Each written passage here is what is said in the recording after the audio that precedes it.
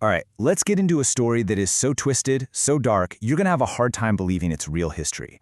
This isn't just a story about love. It's about what happens when overwhelming grief gets a crown in an army. I'd love you even after death. You've heard that before, right? It's on cards, it's in movies. It's supposed to be the most romantic thing you can say, a promise of love forever.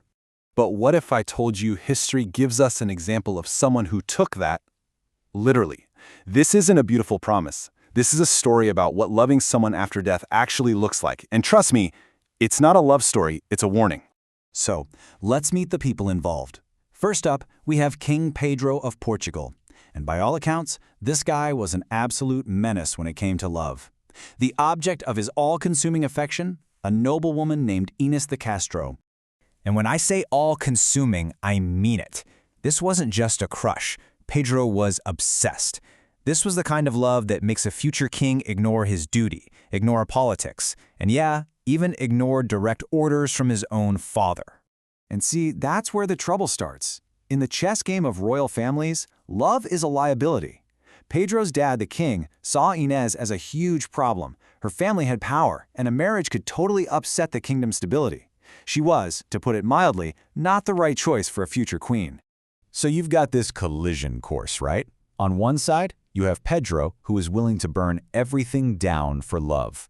And on the other, you have his father, the king, who only cares about one thing, maintaining power and control. Something had to break.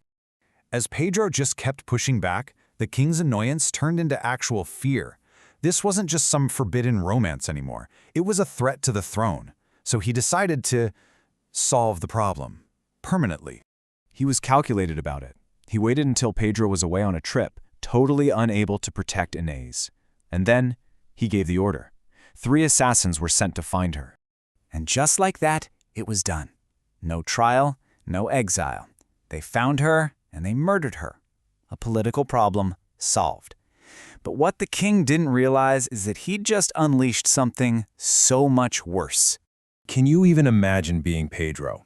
Coming home to find out the love of your life, the person you defied an empire for, has been murdered, and by your own father? That grief, it curdled instantly into a white-hot, singular rage. So what does Pedro do? He doesn't just mourn, he declares war. His heartbreak now had an army behind it, and he had a very specific to-do list. His first priority was finding the men who killed her. He used all of his power as the heir to the throne to hunt them down, one by one, and drag them back to face him. Now, according to legend, he didn't just have them executed. He had one assassin's heart ripped out through his chest, and the others through his back, all while he watched. This was more than just revenge. It was a message, a horrifyingly literal message to everyone. He was showing the entire world exactly what it felt like to have your heart torn from your body.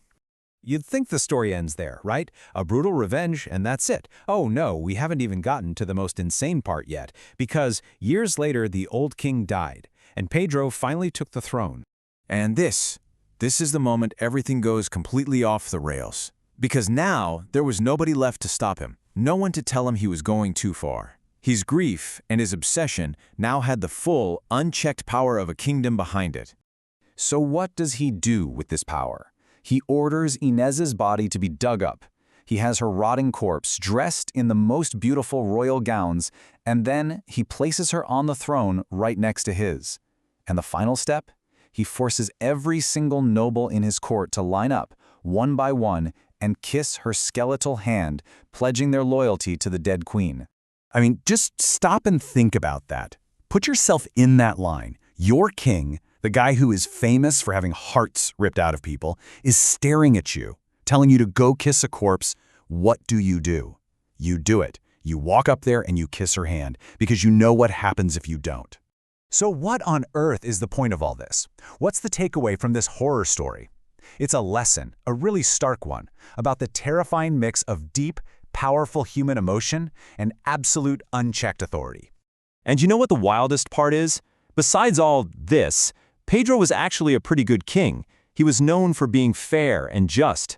But nobody remembers his tax reforms. They remember this: They remember the dead queen on the throne. It really all boils down to a simple, chilling formula. For you or me, grief plus love equals a broken heart. It's painful, but it's personal. But when you take grief and love and you add absolute power to the equation, you don't just get a broken heart, you get a broken reality for everyone. So the next time you hear someone say, "I'll love you forever," or "I'll love you even after death," just take a second and remember King Pedro. He wasn't kidding, and he made an entire kingdom live with the consequences.